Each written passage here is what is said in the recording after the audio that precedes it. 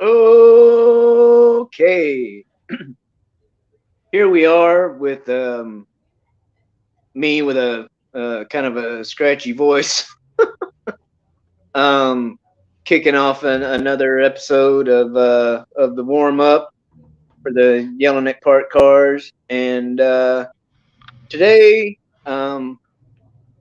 like I was gonna do a thing about being mandated in Washington State. Um, come the year 2030. But I don't know. Maybe we can still talk about that for a little bit. Maybe not. But I changed my mind, and with all this OK groomer stuff making the rounds here lately, I uh, I thought I would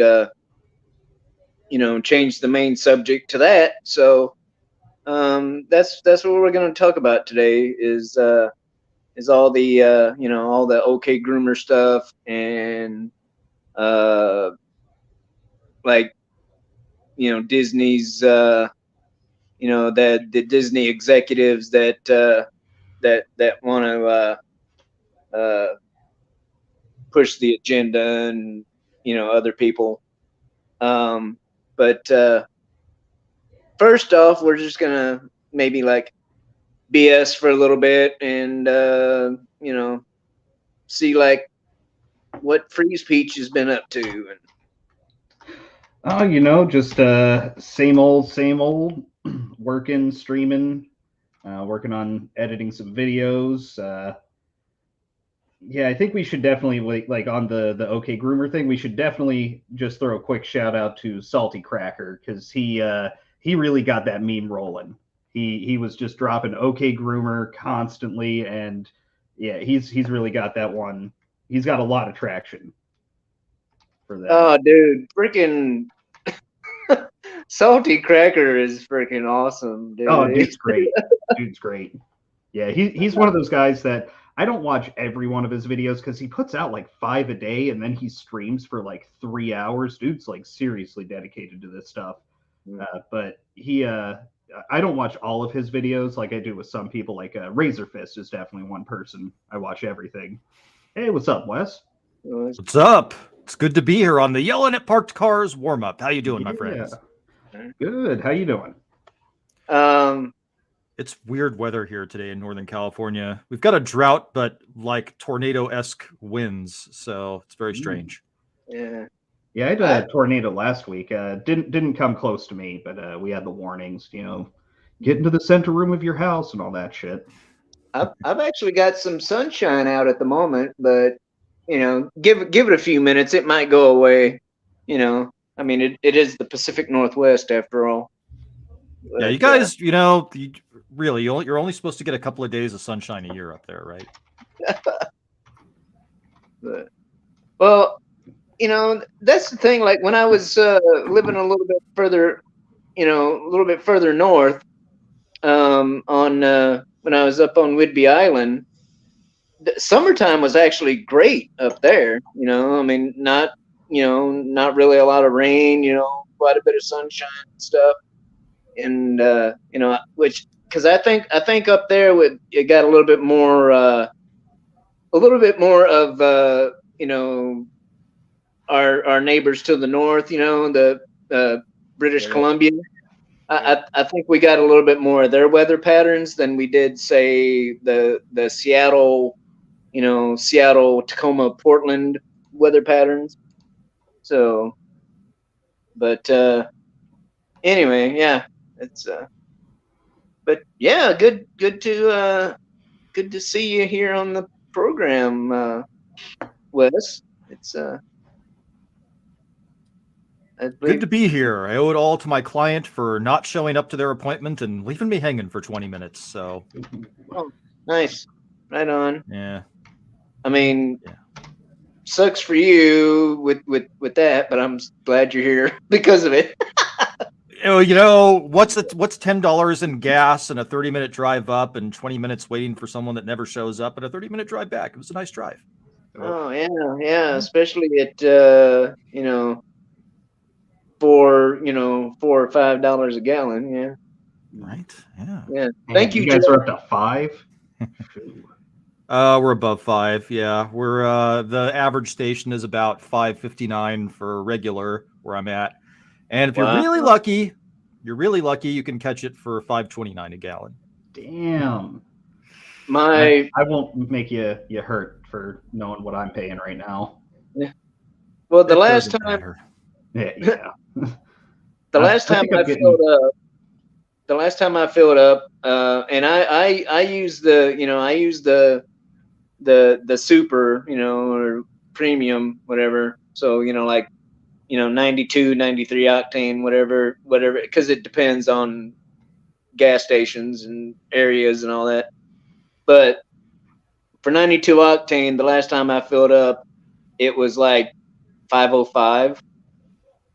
So, it's not as bad here as it is other places on the West Coast, but it's bad enough because, it shouldn't take 50, 60 bucks or more to put roughly 13 gallons of gas in a Honda Civic. Yeah. Yeah, I think we're averaging about $4 in this area, but I have a Walmart right up the street from me, and I don't like going there just because I try to avoid Walmarts and buy local when I can. So the money sort of flows throughout the local economy more so. But there's a locally owned gas station right across the street, and so they're having to compete with Walmart. So the gas station I go to, I think they're currently sitting at 3.28 a gallon for regular. Yeah. And yeah, RIP to whoever used Uber and DoorDash to make extra money. Yup.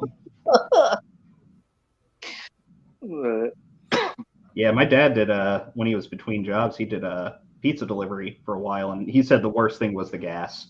Like you're getting paid shit, people never tip you, and you've got to come out of pocket for all the gas.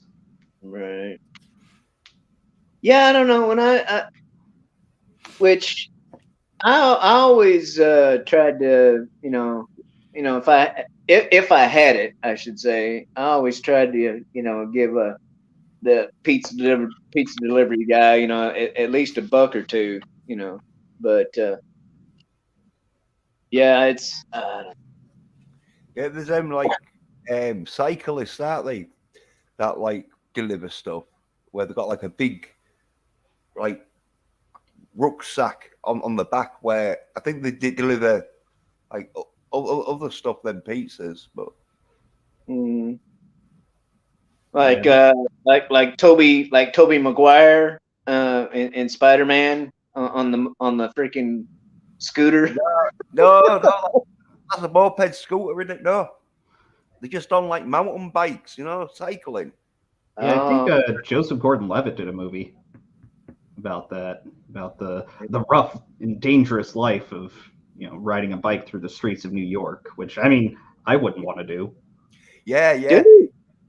yeah. There is like in big busy cities, it is like real dangerous, but Oh the city where I live in, it's not all that busy, and so like it can be busy in rush hour, obviously, like most cities are, but yeah, it's one of them where yeah, they're right on the pavement, they've got cycling paths and all, so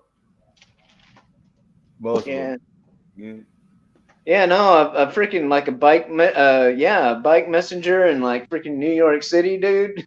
That's it's like you're just waiting to get freaking run over by a damn taxi or some shit. yeah.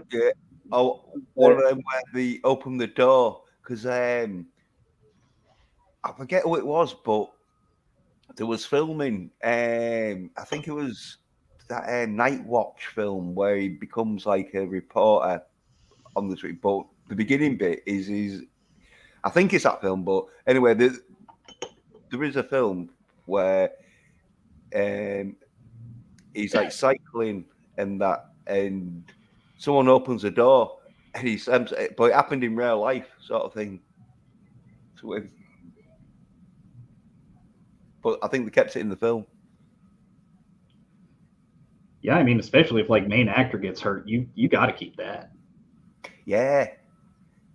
I actually love how some like accidents wind up sticking in the film and kind of help to make it a bit better.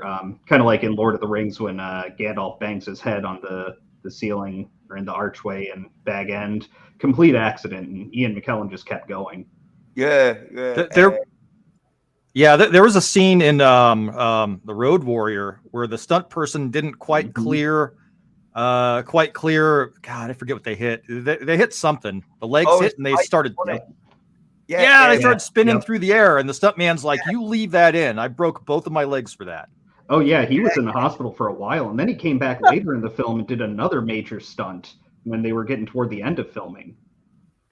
Yeah, yeah, because I think it was the cardboard boxes. He'd hit the like car where he was supposed to like hit it and fly over his handlebars, but he hit it so hard that like he flew too far or something, and so he either missed the boxes or hit the boxes so hard that they didn't break his fall enough, and he like broke his legs or something, wasn't it, or broke her leg. Oh yeah, he got messed up. Yeah.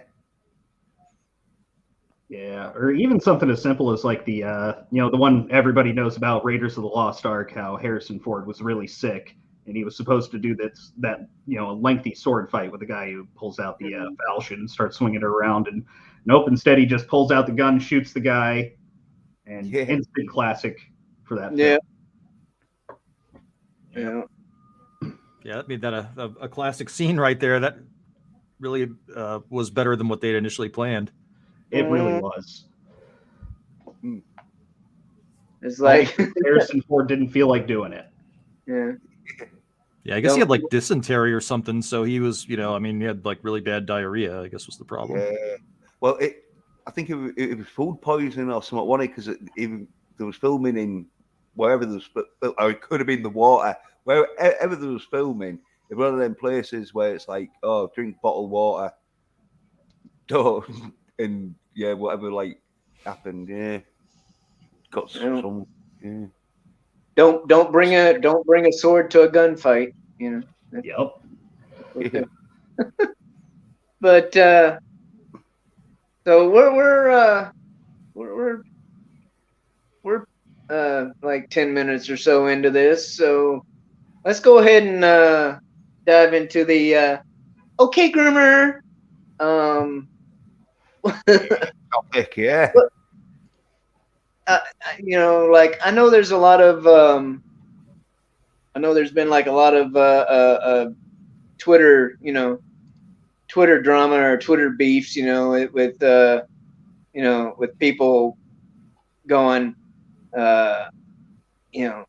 don't say okay groomer because it's like you're being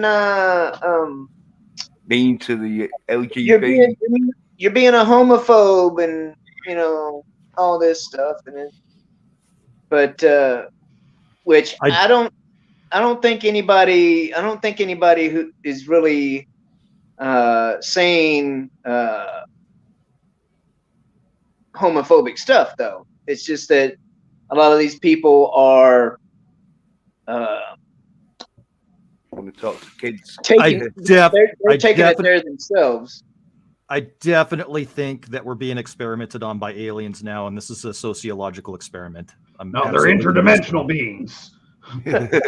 You meet them. Return the frogs, gay. Yeah. I'll eat your ass. I'm ready. At this point, because I refuse to believe that people are really that stupid. Aliens. I mean, it's one of those things. They set it up with through intersectionality by trying to put everyone into their own particular groups, and then to link certain groups together, and to put other people on the outside, and us as just sort of normal people get stuck on the outside of things. I think it all comes down to it's all indoctrination, and it's I was actually listening to a podcast earlier with John McWhorter and Jordan Peterson, and I like John McWhorter. I don't always agree with him, but I think he at least lives in reality. I can have like agreeable disagreements with that guy, But he recently put a book out. I haven't read it yet, about how this woke stuff going on is really religion, and or it's treated like a religion. And I think that's what a lot of this comes down to, is they're ideologically aligned with anything LGBTQ, and if they don't have a response for you with it, they're going to just, it's like every other argument where you're racist if it has anything to do with it. Yep. Yeah, because they have like a pyramid system sort of thing, like all sort of cult leaders, where whoever like the main one is, everyone follows, because they want it so easy controllable. Because all they do is just get their main like spokesman to say whatever, and then everyone follows. Yeah, and the cult leader always gets to sleep with everyone's wife, and they can do whatever the hell they want. Yeah. Yep. But the greater good in it is, it's not like they want to sleep with their wives, but just being the cult leader means they have to, and so they don't want to break the rules.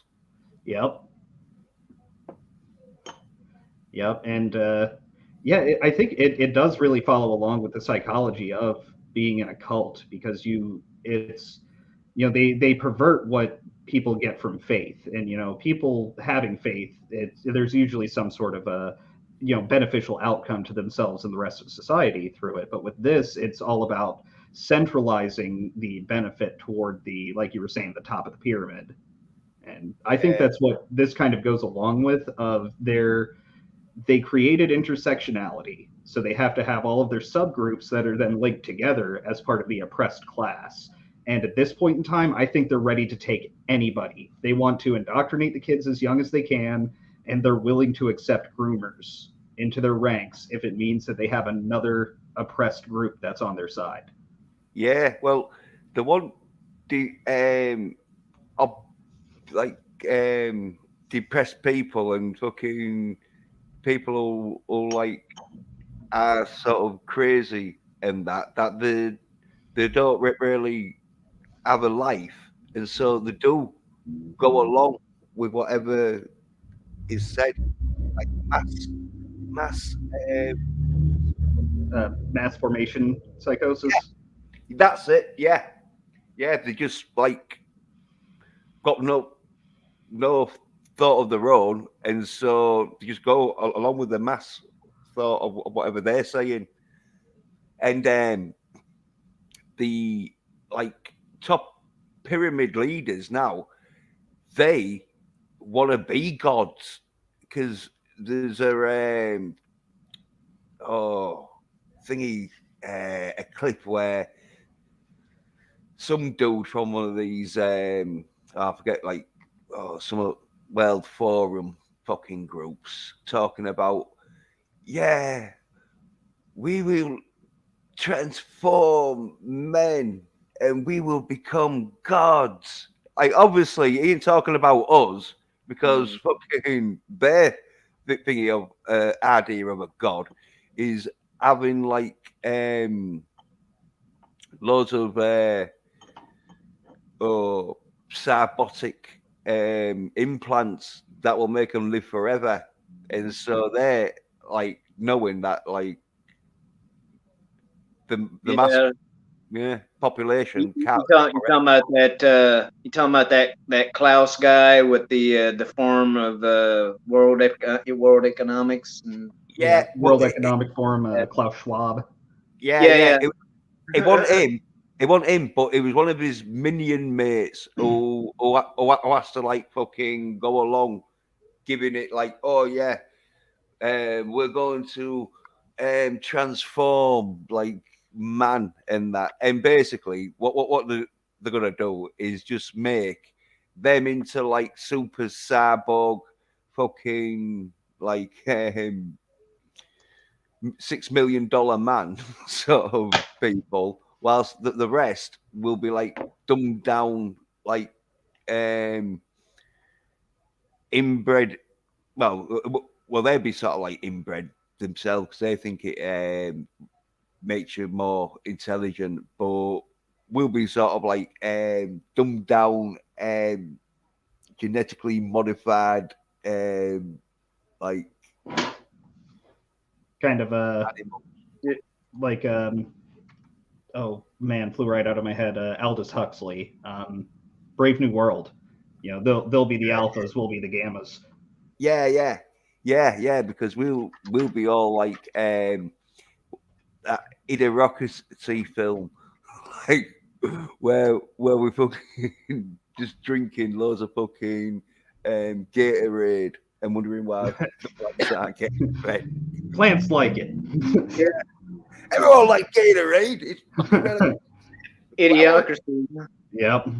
Yeah.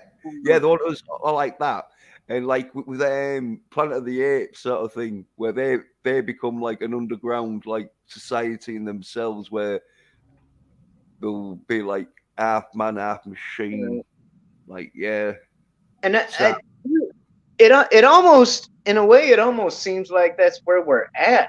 You know, it's because it's like we're not there. We're in the process of being there, sort of thing. well, you know, well, we're there in the fact that, you know, like people, you know, people just believe, you know, what they see, you know, from certain entities and all this stuff. You know, it's like, you know, they you know, you got, say you got like, you know, Disney, you know, and saying that you know, they're, you know, they're with the you know, they're with the LGBT IAQRS LMNOP, you know, plus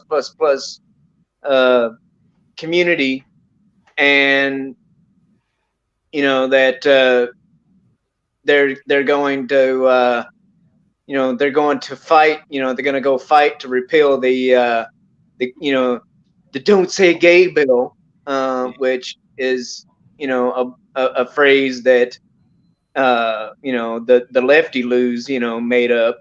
Yeah. Well, it should be really called the "Don't Talk About Any Kind of Sex to Kids Under 8." I've started calling it the "Don't Say Straight" bill because it still applies. Yeah. It's practically don't talk about any sexual orientations, which heterosexuality comes underneath that, which the fucking left hate probably. They try and they try and make it like heterosexuality's like fucking sexuality of its own, and that, Right. which it is. But yeah, Which I don't think. I mean, my personal opinion, I don't think that, you know, kids need to be even learning, you know, about the um, you know, reproductive system and all that stuff. You know, like we did in sex ed. You know, like, and I was like, I don't know. I think I was a freshman in high school before I had a quote unquote sex ed class. But yeah, you know, well, I don't think kids need to hear any of this stuff. You know, even in a clinical sense, right? no, Before junior high, you know, but with technology, like junior high would be, you know, even a, you know, even junior high would be a little bit iffy, you know, but that's, you like, know, that's when kids are, you know, guys, when they start hitting puberty is when they're in junior high. So yeah. Well, the thing is the can't like sort of talk to kids about sex and that, and that's where they're real pissed off because that's why they're getting called groomers, and so like it's one of them where it should be called the don't talk about sex. right. Don't talk. You can't. Say, oh, But they want people, you know, they want these, you know, they want kids to know they exist, you know, so, you know, so they're, you know, so they don't grow up to be uh bigots and homophobes and yada yada yada. yeah. Well, it's one of them where the kids do have a lot of access to the internet nowadays. Because when we were kids, if we saw a porn page torn out in a bush, uh, it was like, Oh, that's a banner day. yeah, that's well, not if you're too young, because then some of the shots in that, especially when the spreaded leg, I can't remember seeing like a So it's kind of like it's not bad to get like a penthouse, but you don't want to give a 3-year-old a hustler. yeah. Them spreaded shots and that when you're too young, it does look like a big gash that you're like, oh, she needs that. She needs to get to the hospital to get that sewn up. Oh God, you just made me think of excuse me, uh, that episode of Family Guy where where Stewie sees like a freaking like a hustler or something like that, and he was all like, oh God, but Yeah, yeah, I don't. It's just that I don't even remember. I don't even remember. The quote unquote straight teachers, which I don't recall ever having any non-straight teachers. But anyway, I don't remember any of my teachers um discussing or wanting to discuss um their sex lives, Oh, at school, there's or no any, reason for them to. it's most of them wouldn't even talk about the wives or husbands because it was like they were just there to teach you, and so they didn't want to get a conversation on about yeah. Well, one of my best teachers in high school, my absolute favorite teacher, I think I can't remember if I talked about this last week, but I'm gonna talk about it again anyway. My German teacher, he was gay and he didn't talk about it. Like there were even conversations between other students to where like I knew that he was gay. My mom actually had him as her French teacher in high school, and so she had kind of told me like, "Oh yeah, he's gay, by the way," and I was like, "Oh, okay, whatever." I didn't care. I grew up with my mom having gay friends, but it never came up. Like he never talked about it. He didn't talk about his, at the time it was, gay marriage was still illegal, so it was just his partner, who he'd actually been with for a while. I found out, later on after I found him on Facebook after high school because he would not, he didn't let people join his Facebook or follow him on Facebook if they were his students because it was none of their business. It No, never came up no, once. no, well, it's that thing in it where you have to have that. I forget what it's called, but it's like a business relationship, and you have to have with like any sort of person you're teaching and that. Like I you mean, can't. you can be close to a person. Like my mom's had a couple of students that she got close to and became friends with. But yeah, when they're your student, there needs to be a certain distance, like at arm's length. You can be friendly to them, but you have to maintain the mentor status. Well, And yeah, it's no, yeah. but it's one of them where, like, say you was teaching a class and that, and like it was an adult class, so there was like other age in that. If you was dating one of them, you wouldn't be allowed to teach them because then you would have the temptation of like giving her better marks than the other students, and so there has to be that personal relationship where everyone feels, even though the teacher might not be like giving the fair assessments to people, but they need to have that thingy so they can't say, "Oh yeah, she Conflict of interest. yeah, that's it, conflict of interest." Yeah, you can't have a conflict. Well, that was back in the 80s, so what? I don't know what happened. No, actually. Yeah, there was actually a teacher in my high school. This is a complete side note who got caught sleeping with a student. Mm, Actually, a couple of them. yeah. Yeah. Oh, I don't think I ever heard anything about anything along them lines for any of my teachers. But it's just that it was a female teacher, and so no one really complained. Well, actually, this was a male teacher who got caught.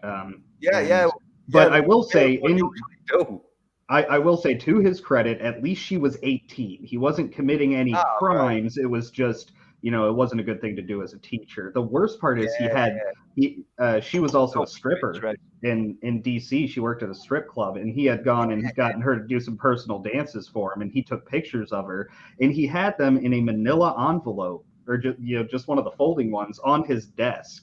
And he got really animated and pissed off one day because he'd snap really easily, and he slammed his hands on the desk, and the pictures flew all over the class while the girl was sitting in the front row.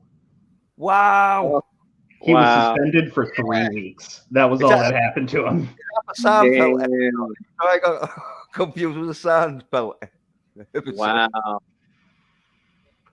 No, but in which, that's, I don't know, that's like a whole nother ball game. But it's like it's funny in that type of instance, though, that it's if it's a male teacher, / professor and a female student, it's like the world's gonna freaking fall apart. But if it's a female teacher and a male student, it's like it's not as big of a deal, the whole whole standard right there. But it should be as big of a deal. You see that episode of Curb Your Enthusiasm, where this actor's going to be playing like a younger version of what's his name? Well, anyway, he's a right little prick in that shit, right? And it's because and everyone like lets him off on that shit, right? Because the heard that he got sexually got abused. No, not abused. Sexually, not harassed neither.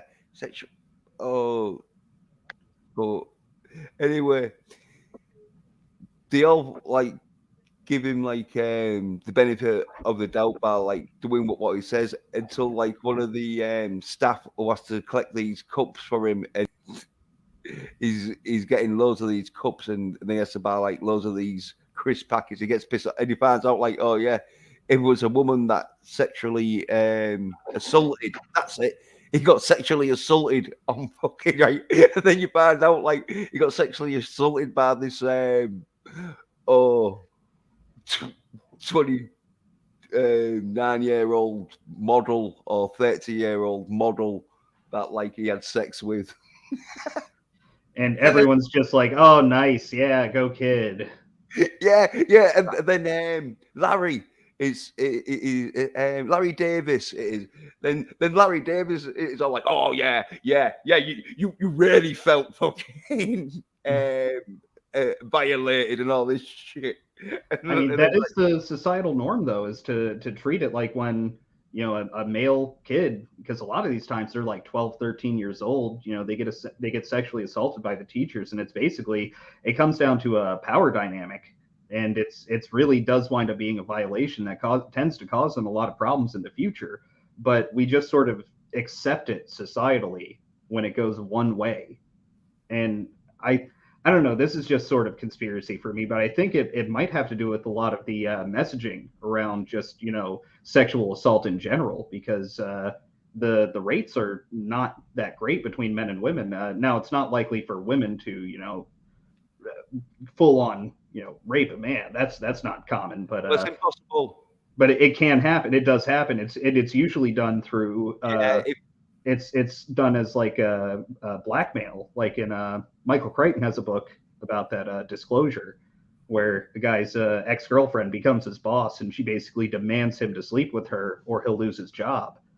Oh yeah. There's that, but I thought I meant like when they just jump on you, pin you to the. I mean, it's you can still say no, but it's one of those things. Men tend to be more powerful than women, so if you really want to say no, you throw them off of you.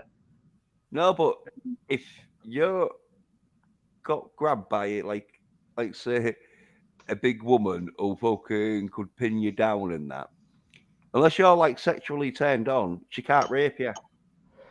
She can probably I mean, like there's violate physical you. responses that there's ways they can go about it. There's you can force certain things, particularly going through the back door. The prostate does things that you can't control, so it is possible, but it's unlikely. But men do get raped quite often, mostly because of prisons. But just sexual That's by assaults in other men, general. though, isn't it? That's by other men. Yeah, yes, it is.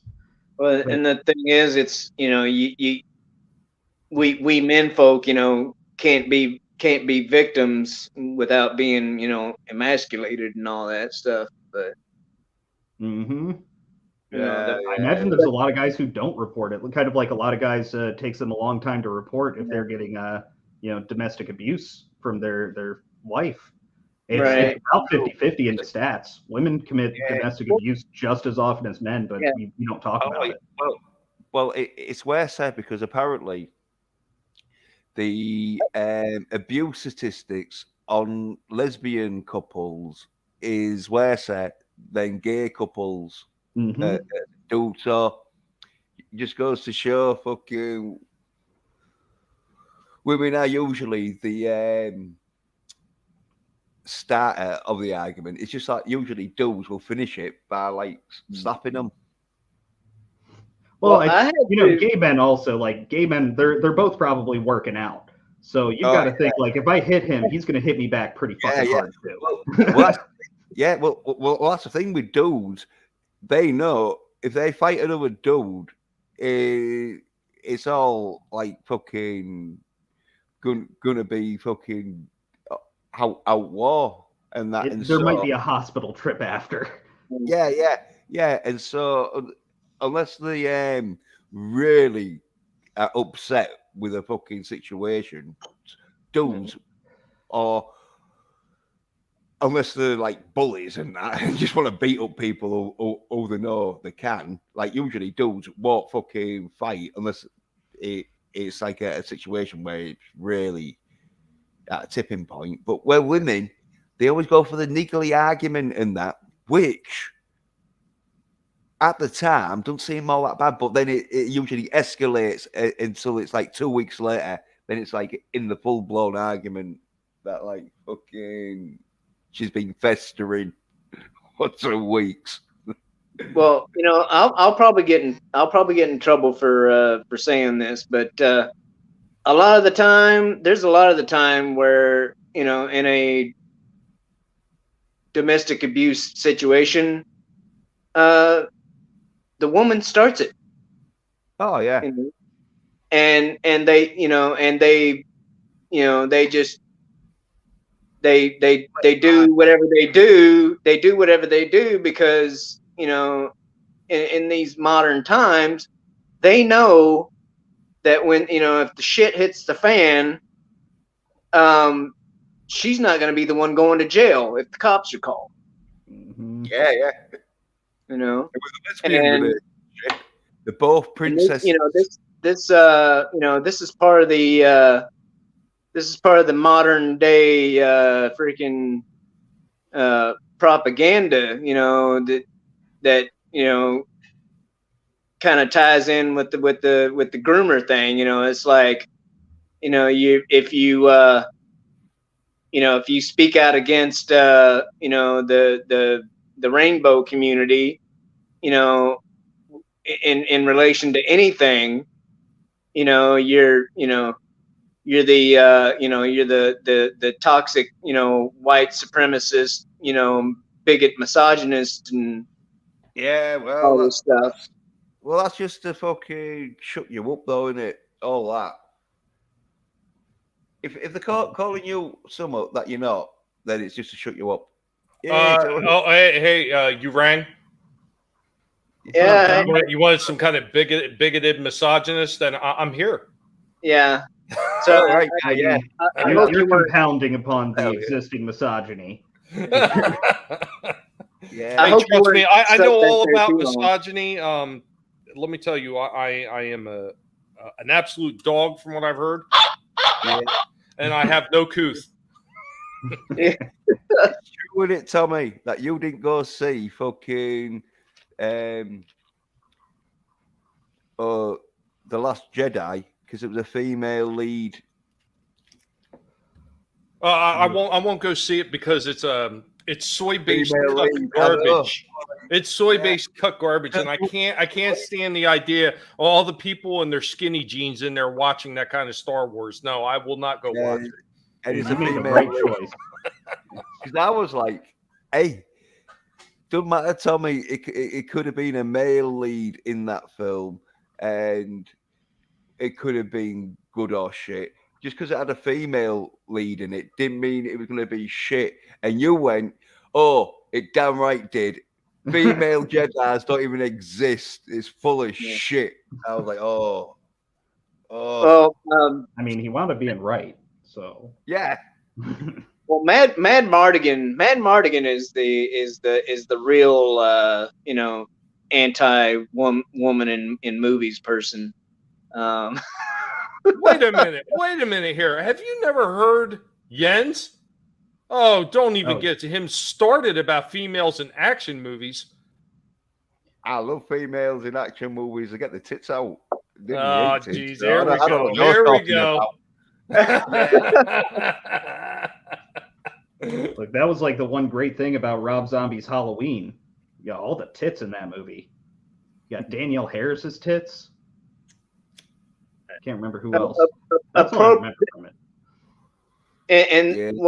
And that's when stuff like this, may be appropriate. Not film reviews. Not in the classroom. I'm thinking of doing it. Like you have like a body count. Well, I'm thinking of doing films with a tit count. Oh, that's a thing. Joe Bob Briggs, who does he on Shudder. He right used now, to do Up All Night. Service. Yeah, he does. He's got a show that he occasionally does, like full on movie reviews where he'll stop and talk about it during the film. Yeah, he actually has a boob counter at the beginning of his films, and if there's no tits, automatic 2-star reduction. Yeah. Well, I know Rhonda Shear did up all night. I think Joe Bob I think his show was something different though, right? The title was. Yeah, I'm trying to remember what it was. But anyway, Tommy, let's hear some of your 2 cents on all this OK Groomer stuff. Oh, what are you asking in particular? I just whatever whatever you've heard, about. If I want to talk to a kid about how I penetrate a woman in her bumhole, and people start calling me a groomer, do you think that's right? Well, I mean, I don't have to worry about whether it's right or not. The fact of the matter is it the truth? And if you're doing that, it's absolutely the truth. Quite honestly, if I start, it's a matter of common sense and morality, which most of the people that are sitting there promoting this kind of behavior, they have none. They do not care about the children. They do not care about other adults. Hell, they don't even care about themselves 90% of the time because they don't realize that they are putting themselves in their own precarious position of anybody being able to espouse their ideas on them without them saying no. They don't understand that they are putting themselves in that kind of position as well. So if you are a totally toxic person and you want to just ram this shit down their face with their own mentality, you should be able to do it. And there's nothing that they could say to you. Yeah, they kind of have like their own predetermined virtue list that you need to stick to, and it's completely absent of morality and ethics. The virtues are purely based upon how they can gain power structures, because it's all Marxist based, and Marxism is all about how to gain power over people. And so that's and ramming a grown man's penis into a young boy's mouth is sex education. I think you'll find. Well, some will be anyway. I mean, that's how my uncle taught me. That's just not normal. Wow. Well, the kids are going to find it normal from now on. Yeah, certainly trying to normalize it. With that comment, Freeze Peach, we just got yanked. Yeah. No, but I mean, all dark humor aside, which I mean, I as a military veteran, I can totally appreciate dark humor. But No, I'm yeah, joking. if I knew, because I mean, I've got one kid that's already out of he's done graduated high school, but I've got another one that is um, kind of in this age range. He's 11 years old, so he I mean he's a little bit above what the Florida bill is talking about, but at the same time, I don't I don't want any of his teachers talking about what Jens just said. In Hey, fact, if I had heard, one of his teachers, saying any of this stuff, okay, I would make that 200-mile drive down south, to where him and his mom live, and I would go to that freaking school, and I would beat the ever loving shit out of that teacher. I mean, I'm not against, public hangings. I think it would be a pretty decent deterrent. Yeah, well, I don't know. I mean, after going through a court process and everything, Yeah. Disclaimer. Yeah. In Minecraft. No, I think that's too good for him, free speech. I think we should go back to something that my people utilize under Attila the Hun, and we should go back to impalings, crucifixions. I mean, if you want to send a message, let's just send a real message. Hell, why not pull out the blood eagle while we're at it? That's not bad, but I don't think it quite says being nailed to a cross or having a pole shoved up your ass while you're naked. I don't think it has quite the the connotations that one has. Just saying. Yeah. We don't condone violence, Yeah. but These are all hypothetical situations. This is all in Minecraft. Yeah. But it is something to entertain. But I don't know. I'm entertained. I got a loaf of bread out. Why are we? It just seems like we're being, led by just, it's like we're, this very, very, very small percentage of the population has taken over, Yeah, because it's wanting to fucking bring down Western society. And how do you do that? You let the fucking loons out of the fucking loony bin. They run amok. I mean, it's like I was saying earlier, it all comes back to intersectionality. It's all about trying to create a new power structure to where they'll be on top because they believe that, as white men, we just automatically rule the entire world and everything is built upon us and there's no reason we should ever have any problems. And so we get made the enemy. And so through intersectionality, they make all of these groups collected. So you've got, women, gay, and all of the other alphabet people. You've got, I mean, any marginalized class that they can go with, except for they tend to push away the ones who actually tend to do the best. And like, if you look at a controversial book, but nonetheless, you look at the studies that were done for the bell curve, and you have Jews and Asians tend toward the top. So Jews sometimes get a pass within the intersectionals because of the horrors of the Holocaust and everything and all. But they never talk about what happened in Russia, in communist Russia, to all of the Jews. That doesn't get brought up. Oh no. Yeah, no, the people that are all for like socialist stuff and all that, they don't yeah, they don't like to talk about the Nazis or the Bolsheviks or anything like that, but yeah, I don't know, it's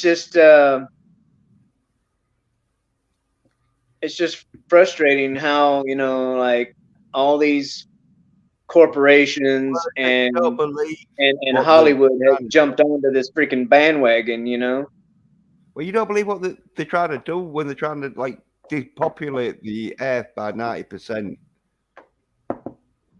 I Yeah, don't know if we're going to get to 90%, but I mean the white papers definitely exist where they talk about depopulation. Well, I don't think they're going to get to 90%, but they want to get to 90%. Yeah. I don't care because I think I'm like Superman. I'll be in that fucking 1%. So if anyone else who don't fucking like watch the 80s action and know how to survive when it comes to cops fucking wanting to push you out of their town. and you talking about freeze made that comment about basically it's a white man's world, type of mentality that a lot of people have, and in my humble opinion, it hasn't been a freaking white man's world the entire time I've been on this planet, because I mean, poor white people don't exist. The whole feminism thing and all that stuff kicked off before I was even born, and it's if it was such a white supreme misogynist world, I would never have ever been unemployed. I would never have ever been freaking homeless. I would be, on top of the freaking world, Well, they're classing, though, being on time as whiteness, doing your work, whiteness. Meritocracy. Yep. And I mean, even like generations before me, like I honestly think like as a millennial, it's one of those things of, and I think it really rings true probably for all generations, but you think back through the 20th century to where we got into the 21st century, and as a millennial, looking back at the previous generations, it's like, won't lie, I got it pretty fucking good, but it's one of those things of damn near everybody all around has it pretty fucking good. Like my dad and his siblings, my uncle and my dad in particular, they started working when they were 12, laying asphalt. I mean, that's the kind of shit that my generation never had to fucking deal with. I mean, it was weird when I was 14 and had a warehouse job. Yeah, well, they class that as whiteness, so don't they now?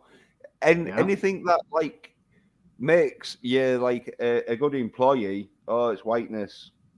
And only white people can get jobs because they've got the white gene that makes them get up early and go to work. Well, I mean, we've got like an entire generation of people that think that if you're a white person in America, that you have ancestors that were slave owners. Yeah. Even though, like, at the time it was a small percentage of the population actually owned slaves. I can't remember the statistics, but it was less than 10% of the American citizens at the time even owned slaves. And that's like just in the South. That's not including the entire country. So if you look at the whole country, it was like 2 or 3%. So it's very rare for people to have, especially, they talk about the generational wealth that has been built upon the backs of slaves. It's extremely rare that anyone nowadays would still be benefiting from, their great great great great great grandfather having owned slaves 170 years ago. Right. And well, like you said too, it's the actual percentage of slave owners and all that stuff, and even slaves themselves. It's like when people are like, oh yeah, this country was built on on the backs of slave labor and all this stuff, and it's like, yeah, no, that the population, or the whatever, the statistics are just, it's not really there, at least Well, back in in my them days, humble that's how you opinion. did it. Because look at the Egyptians when they built the pyramids. A lot of slave labor there.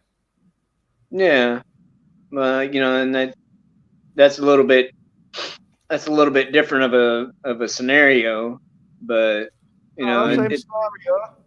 Well, there was also a different treatment of slaves back in those days. Like, I know particularly with the Roman Empire, I'm a bit of a fan of them, so I've done a bit of research. I know that slaves in ancient Rome were basically just a lower class than citizens. So you had the patricians, then the plebeians, and then you had the slaves beneath the plebeians. But even with that, slaves had significantly more rights than they did in America. Whereas in America, they were just considered property. Whereas in like ancient Rome, and I imagine a lot of this would probably transfer to ancient Egypt as well, especially considering Egypt was predominantly ruled by Greek descendants, like Cleopatra was of Greek descent.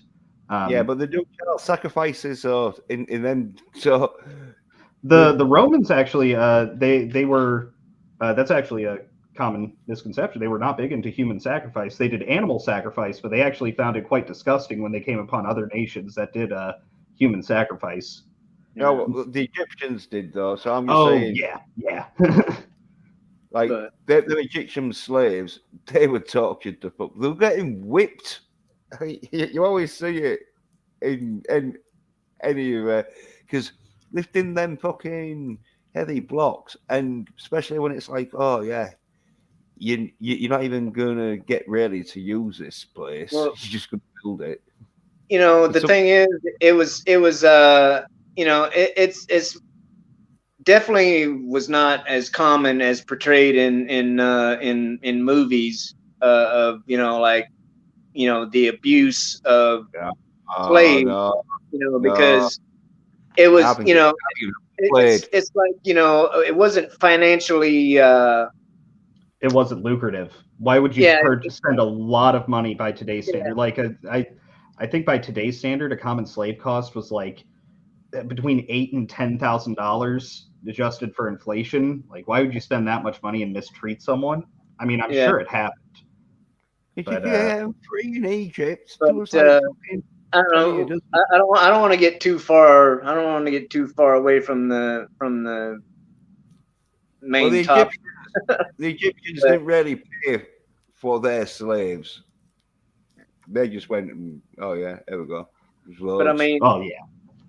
It to me though, to kind of like tie into the slave aspect, it's like it seems like there's a lot of people out there that are, quote unquote slaves to the narrative, and they, and they'll just jump on the freaking bandwagon, because they've been told all this stuff, by one particular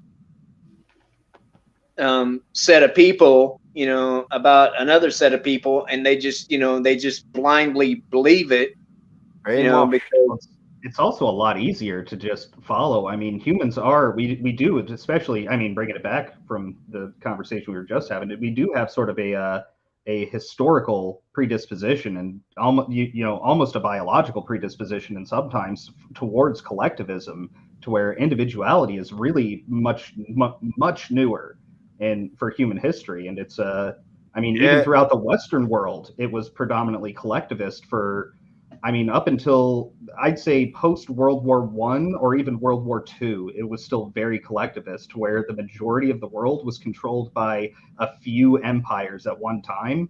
And if you were part of, whichever empire or kingdom you were a part of, you held a collective with the other people around you.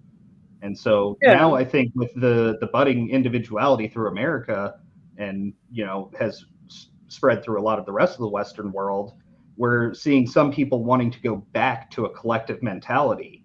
And, Marxism and communism is, built towards feeding off of that collective mentality. Well, that's part of it. They feel safer and they feel a little bit more, how could I put it? No, they feel safer and they feel like they belong when they don't have to be themselves. They don't have to worry about doing something unique or doing something that makes them stand out. If everybody can just be exactly the same, there's no worries. And I think a lot of that actually comes from small minority groups that push that narrative. But unfortunately, the biggest problem that you see with this is, it's a vocal minority that started this shit, but they spread that to certain individuals, and those certain individuals will spread it to other people. And that's why they target the kids in schools first. And that's why you see stuff like the what they call the "Don't Be Gay" bill. I mean, because they're trying to push that shit early into that line of thinking, like, oh, well, you're with the right people if you're siding with the people that are fighting against bills like this. And they're starting that off early so they get the next generation involved like that. So they're just mindless freaking drones with all the other ones, and they're going to follow along with whatever the narrative is. And that's what you're seeing with all these mainstream news media types. They're all controlled by just about one local or one single source. There's one solitary source that's giving out this information to all those mainstream news media sites. That's why you see every single one of their talking points, every single one of their articles, all read or sound exactly the same. Well, all of media, and that I'm talking, TV, newspapers, whatever, are owned by a handful of entities, like five or six companies own all of media, right? Yeah, I think it's 5. I think. Yeah, Rupert Murdoch owns most of them. Yeah, mainstream media. But it used to be like 6. I think it used to be like 6 or 7. But when Disney, when Disney bought Fox and all that other shit, it shrunk down. So, but yeah, it's basically a handful of entities own anything and everything that we see. So. I mean, luckily, what we're doing right now is, I think, going to have an even bigger impact in the future, but it's having an impact now to where a lot of people are going to alternative news sources. They're leaving behind mainstream media because we've seen the lies. And I think the Trump election really exposed a lot of the lies on the left. And now that people have started thinking critically about it, they're noticing some of the lies that happen on, what I consider Fox to be controlled opposition.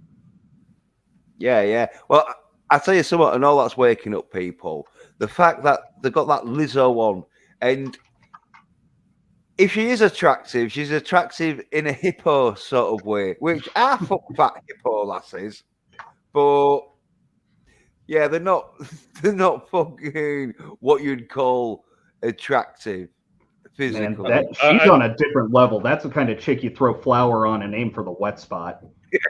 That's the type of thing you stay away from, because you cannot afford that date.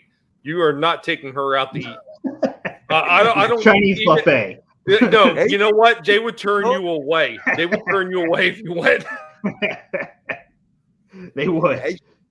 Hey, she's so loaded now, though. She'd probably be able to buy a restaurant. Nah, she still wants the man to pay. Oh yeah. Yeah, like doesn't matter that she's a freaking millionaire for showing off all 12 feet of her ass on TV. Yeah, well, I think though they're just taking the piss out of like the public. Like it's like one of them where they're trying to make people believe that, oh yeah, overweightness is attractiveness, which some people find it do attractive, but they try to make out like, oh yeah, that's the way you want to be in that, just so they can depopulate people because they usually die quite early when they got that. Well, they had a thing where they were saying that it could be healthy for people to be like that. I'm sorry, I don't know what world you live in where being that overweight is going to be healthy. It's not. No matter how they try to spin it, it is not healthy. Why do you think you see so many of the wrestling stars that have died early? And they were big. There are a lot of those guys were extremely overweight, but they were athletic because they were still getting in and out of that ring, doing things that the average person cannot do in a damn ring. That they were doing it every damn night, and they still died early because of all that extra weight was causing all kinds of strain on their freaking heart. Well, and all the steroids and cocaine. But I'm talking like the bigger guys like Umaga. Yokozuna, guys like that died early because of all the extra weight. Yeah, they usually will die and all of like fatty clogged arteries because usually they'll be eating fatty hamburgers all the time and greasy, which I love, like sausages and greasy like chips and whatever, all greasy fatty stuff where you don't eat like a salad now and again, usually. Yokozuna was the guy that put his butt in their face, right? No, that was Rikishi. Rikishi, okay. Yokozuna is the one that played off being like a sumo wrestler. Yeah. But, a little does everybody know he was part of the Noki family, which is related to The Rock. Yeah.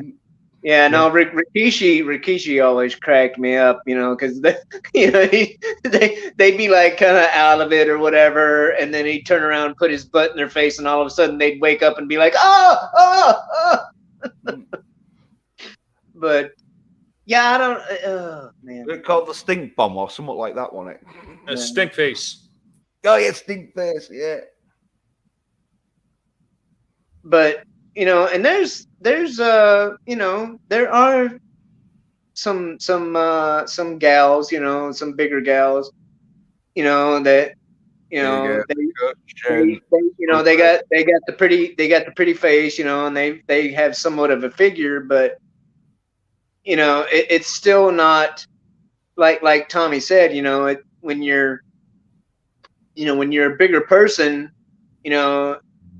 there's more of a your heart has to do more work, to pump the blood, to get your chubby butt, down the street or whatnot, but also think if there's like a big old fat chick that's on top and you're going at it and she just has a heart attack and falls on top of you. I mean, that's worse than Gerald's game. You're just fucked. No. Here, I got a worse scenario for you, Free Speech. She's sitting on your face, and then it goes. Oh man, oof. First off, my question is, why were you there like that? Right. And then the second question is, what are you going to do to get out from underneath that? Maybe it's about at that point, it's about the thrill of the danger, like. Yeah. Just her being there, like if she pops a knee, like a bungee jumper. Yeah, exactly. You crazy bastard going inside space. I saw a thingy where this big fat lass sat on this face dude, and then like the dude struggled, like you fucking trying to kill me, you silly bitch. Well, and the thing is, if you say something, positive, or try to say something positive, and like, encourage someone to like exercise and all this stuff, you're still a fat phobe, and and all that stuff, and it's the same mentality, it's the same mentality with that it is with this with this okay groomer stuff. Because it's like, you got these, stupid freaking trolls out there, for lack of a better term, that all they see is you saying something anti freaking rainbow people, and so it's like and they're already leading up to it actually having the Jared Fogle types in there, because it's now, I think the full acronym is LGBTQAIPP plus, and they don't want to talk about what the plus stands for, but it's going to be NAMBLA. Anything goes. That's what that plus stands for.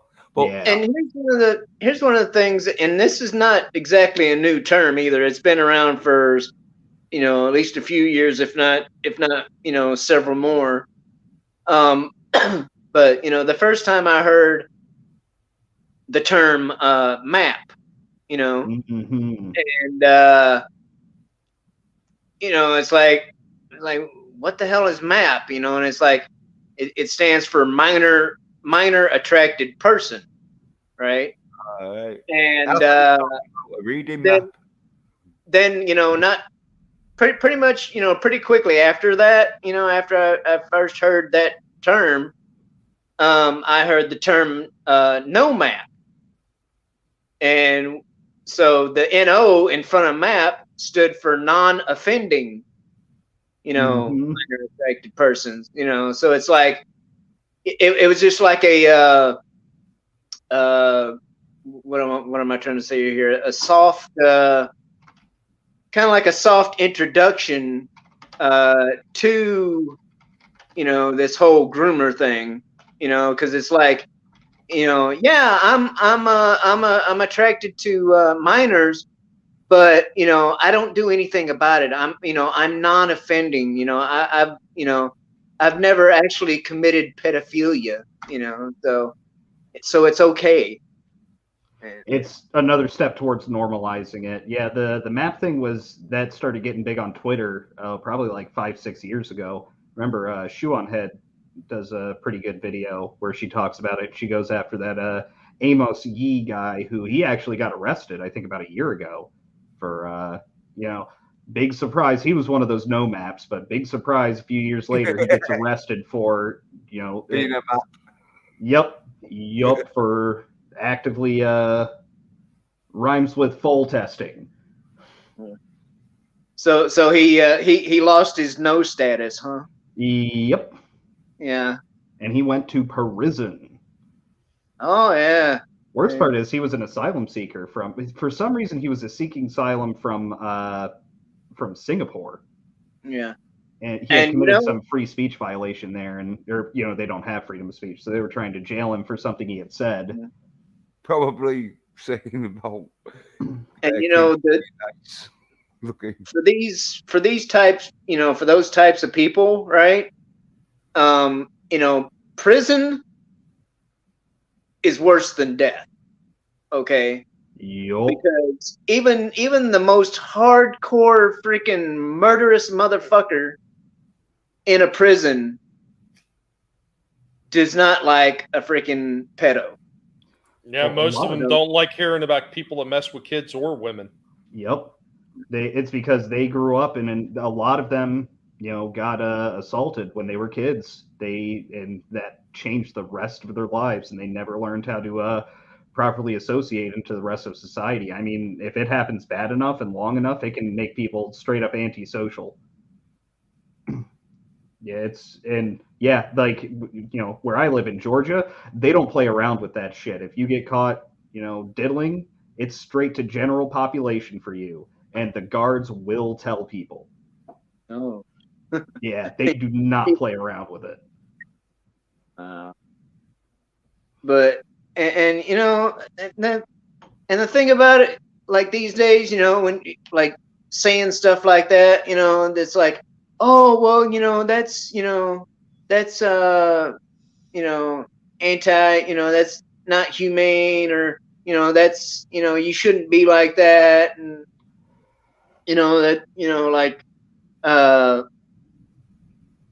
it's kind of like the other day when I was hearing somebody talking cancel culture was brought up again, and like, to me, like, my humble opinion, it's the quote unquote canceling is situational, and it's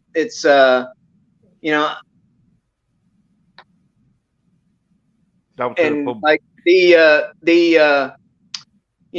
that side or whatever, their canceling is a little bit different than what, say, what we're talking about. It's like, they want, they want you to lose your job.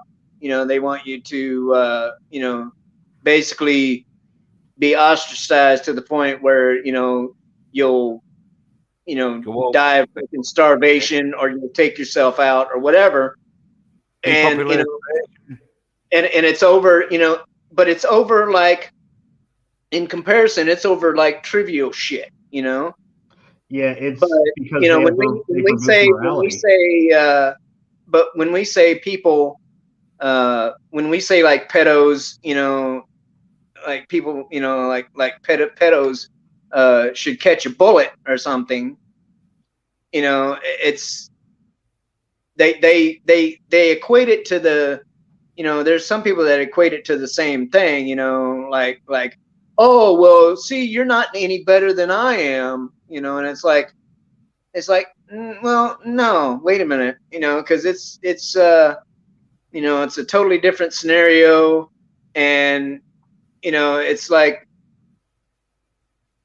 basically, what I'm trying to say here is not all forms of cancellation are bad. Okay. So it's one of those things of, like, with stigmatization, it's certain things do need to be stigmatized, and I think it's kind of links with Stephen Ransom just put a comment up, the silver lining that these people are now comfortable revealing themselves and lists have been achieved, but it's there's a certain things that should be stigmatized, and it's one of those things of, so, like, for the people who are no maps, or like they like to call it, or just people non-offending diddlers who are dealing with these just frankly wrong, incorrect feelings that they have, it's one thing that it would be acceptable for them to try and seek some sort of help and to purposefully try and have a lifestyle to where they are completely removed from that type of, from any situation where they could even be tempted. Actively stay away from places that have, schools or anything of the like, and live more of a monastic lifestyle if possible. And so the stigmatization is important for that, but at the same time, with the stigmatization we had before, kind of like Stephen Ransom was saying, now they're out in the open, there were a lot of people who would still want to act upon those urges, and they would do better to hide themselves. And a lot of times they went through schools. So drag queens. Well, even before that, there was a study done in, I think, 2002 that they actually someone tested the whole churches being a breeding ground for diddling, and so they actually did a study and they collected all of the information on it and essentially found that there, over a year-long period, there had been like 200 cases of offenders in high places in churches, which is bad. But then they looked at the school system, and it was over 20,000. Yeah. Well, there's a lot of pedos and that do get jobs where they can get access to kids, and if it's not regulated in that shit, where some of it ain't, like, it's all like, oh yeah, all right then. Ooh. Yeah, you're real good at, like, mathematics, right? Yeah, you can teach the kids. Mm-hmm. Well, the funniest thing about most of these people, especially the ones that are professing this kind of shit should be pushed on kids, are usually people that don't have kids themselves. And all these people that are okay with it, they're okay with it until it winds up coming home to their kid, and then their kid winds up getting assaulted, to put it mildly. Well, even if I didn't have kids, even if I didn't have kids, I'd be like, and I heard about this stuff, I'd be like, no, what the fuck? No. I mean, Yeah, it I don't sounds have good. kids, but I've got 2 young sisters who are both still in school. I mean, one of them's about to start school. Like I think she's like 6, so she's probably in kindergarten. And I'm constantly telling my dad every time I talk to him on the phone, I was like, "You figured out a way to homeschool yet?" Like, no, I'm not going to homeschool. I'm like, "You need to fucking homeschool those kids, man." Especially living, he's not too far from DC, so there's some influence there. And then one time, homeschooling used to be looked and frowned upon because, well, you're not learning as much as the kids in the public school system are learning. Really? Look what they're teaching them now. Math is racist. Reading is racist. History is damn sure racist at this point. I mean, what do you have left? What is there really left to teach them at that point once you erase all that stuff from the curriculum? How to get blowjobs. Yeah. Or the homeschool kids were socially retarded. That was one of the big things for a long time. Is they're gonna be awkward and they're not gonna know how to work throughout society or anything like that. Yeah, I've met way too many homeschool people over, especially the past decade since I've moved to Georgia. There's a big homeschooling push that's been going on down here for a good 30 years, really.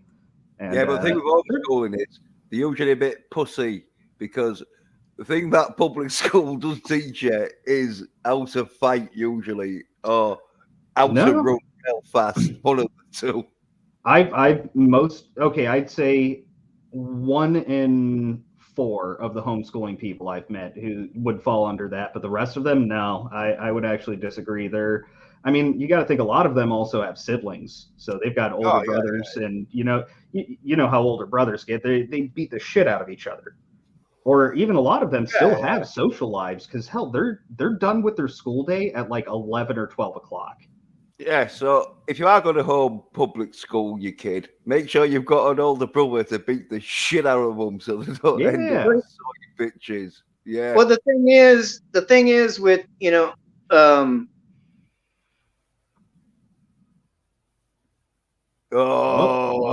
Shellback. Yeah, the thing with people on suspense. Man, straight up cliffhanger. Yeah. Next time on Yelling at Park Cars Warm Up. Yeah, I don't even know what the thing was, but if it was like the lottery winning numbers, that's what hell of a time to leave. Shellback was so mad that he had to just leave the stream to collect his thoughts for this conversation. Yeah, I think it was since you came on, Tommy. He's been itching for an excuse to just leave. Oh, okay. It's all good. Oh, no, look, he's back. Hey. We weren't talking about you or nothing. Oh, damn it. Freaking, I'm like trying to check freaking Twitter or some shit, and I swiped in the wrong damn direction and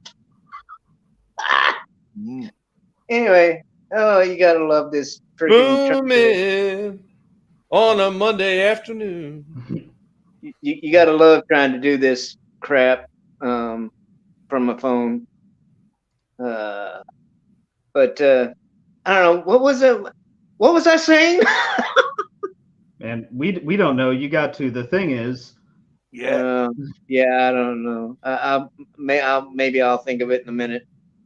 Was hoping it was winning lottery numbers. Yeah. Thing is, you got to put 1, 2, 3, 4, and then 10 and 12. You know, I know what I was. So they're like the homeschool thing, right? Kids that are homeschooled, aren't necessarily, don't necessarily end up being antisocial or whatever, because there's things like little league, and other sports, type of stuff that they can be involved in. So they get their socialization there. There are a lot of places that have community centers, There's and also churches, because all of where our they can homeschool go. programs Yeah, are religious. right. Yeah, and churches, community centers. There's all kinds of places and things that homeschool kids can be involved in, and they'll still end up being friends with um, with the same neighborhood kids um, that go to a public school. Yeah, they just finish up their work at 12 o'clock and graduate at 16 with higher average test scores. Right. But one of my things though is like I was a public school kid. I went to public school the whole damn time, right? But when I was going to public school, we didn't have all this shit, all this bullshit. That modern day, that the modern day school boards and teachers are trying to freaking push on kids these days. We actually learned what we were there to learn. English, English, math, freaking science, history. History. Yeah. We actually had like civics and social studies. Like when I don't know about you guys, but like in junior high, when I was in junior high, it was called social studies. But then when you got to high school, it became things like civics and political science and yada yada yada. So we had social studies, but no civics. They had taken civics out of the curriculum by the time I got there. But I also got to deal with the No Child Left Behind bullshit. Yeah, what a bunch of crap that was. Oh yeah. Yeah, and all of the teachers hated it too. They absolutely hated it. It's because of No Child Left Behind that my mom, as a 7th grade middle school teacher, was getting students who didn't know how to read. Like, she literally, as a 7th grade teacher, would take time after class and during free period, if the kids didn't really have free periods, but she would take time after school to sit down with these kids and literally start them at ABC. But the school systems are incentivized through test scores. If their test scores look bad, they're going to stop getting funding. So they literally push the kids through. And that's exactly why they keep lowering the bar, and that's why they're talking about lowering the bar again for high school students as well. Reading, writing, and arithmetics are bad for kids and their test scores. Well, guess what? If you taught them, it wouldn't be bad, would it? Mm-hmm. Math is racist, and all of these tests. It's getting to the point where tests are racist because when you look at the statistics, especially in like SATs and for college acceptance, Black people tend to score lower than others, than other ethnics. How dare you create a black person? I mean, they're not a thing to be graded. Yeah, it's and that's where it's getting to. Well, and I don't know. I'm sure we could keep talking about this for a while, but as Mr. Stephen Ransom has pointed out, Yelling at Parked Cars is live now. So we'll wrap it up here. Let people plug whatever they want to plug, and then we'll send everybody over to Comics Division's channel. I ain't plugging anybody. I'm going to tell you that right now, Shellback. Yeah. Well, despite our subject matter for this stream, that not that type of plugging. Okay. Okay, Groomer. So right. Yeah, the only thing I'm gonna groom is my mustache and telling people to go tune into Comics' channel. But anyway, we'll just go around clockwise, and so tell people what you got going on there, Freeze Yeah. Peach Gaming. Yeah, right now you can catch me on Mondays at 7 o'clock Eastern. I do a gaming stream for about hour 15 before this show. Today I played Kadash, the classic arcade game. I was playing the Sega version, playing the fighter. Died to the black pudding, but I am on my way to the Balrog. And then on Tuesdays, you can find me over on Supreme Heretics channel, where we do the United Resistance show. You can find Tommy over there as well. Don't know what we're doing this week or if we have a guest or anything, but it's we tend to get into some deep conversations over there and a lot of jokes, a lot of shit talking. It's always a good time. So you can find me in those places. Jens? Yeah. I know Tommy don't really want to hear much about this because we're talking about what I've released a video on the second episode of Moon Knight, and I was saying like, yeah, it's good and that. And so, yeah, if you don't want to like fund Disney, but you want to know what happens in Moon Knight, well, like, yeah, the review and full spoilers, because I do a lot of spoilers that I go as long as the episode itself, and then between Tuesday afternoon and Wednesday night sort of thing, I'll be doing a stream. Don't know what about, be live stream, so anyone can come on and that. Usually drop the link and that. And Wednesday, Bond review with spoilers of Never Say Never, the Sean Connery unofficial Bond film. That is really expensive to get second hand because it's not in a box set. Mm. Yeah, that's kind of the non-Bond film. Yeah. You mean Never Say Never Again? Yeah. Thunderball 2.0. Oh, that's I never said. That's I never say die. Oh. But yeah, never say never again. Never say never again. I would like to say never Disney again. Yeah. Well, as I say, if kids are going to get sacrificed, then at least to doing Moon Knight.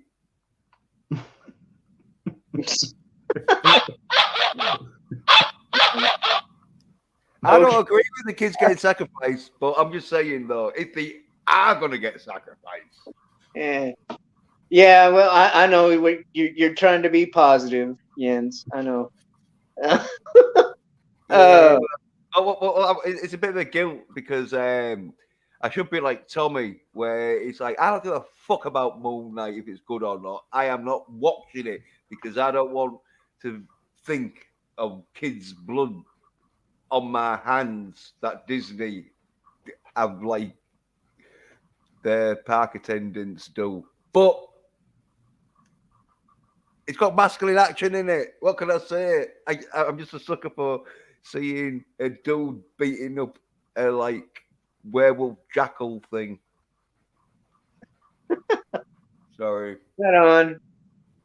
What about you, Tommy? What about you? Weak. I seen the moon. Now I'm a werepig. Thanks a lot, Jens. Hey guys, you know where you can find me. You can find me over at Tommy and the Guinea Pig Collective. Right now, it seems like the pigs are taking over my channel, but I still have my Monday and Thursday shows, 6 p.m. Eastern and Thursday at 7:45 p.m. Eastern. So stop by and see some of that stuff. You know, talking about old stuff on Monday and talking about the retro stuff being done right on Thursday with my good buddy Vinny Art. Guys, really, every time you guys come out and you share the stream out and you participate in the chat. It really is appreciated. Thank you so much. Remember, never let anybody tell you what you can and can't say, what you should or should not watch, because your silence gives consent. And then in the full moon, the werepig may show up and bite you, and you'll be assimilated and turned into a werepig all at the same time. It's a beautiful thing. And then you'll hate Disney, and we'll all sit together with marshmallows and watch them burn. Yeah. Well, with that, I'm just gonna say, be conscious about what what's in the curriculum of your kids' schools, and if you don't like it, bring it up to the school board, and don't let it rest. Keep on them, keep at them, and if they want to, if the teachers in the school board wants to push bullshit onto your kids, just remember you can you can vote out a school board member just like you can vote out any other type of politician. So other than that, I want to thank everybody on the panel for showing up, and I want to thank everybody who showed up in the chat. Really appreciate it. Take care, and we will see you next time. Bye, everybody.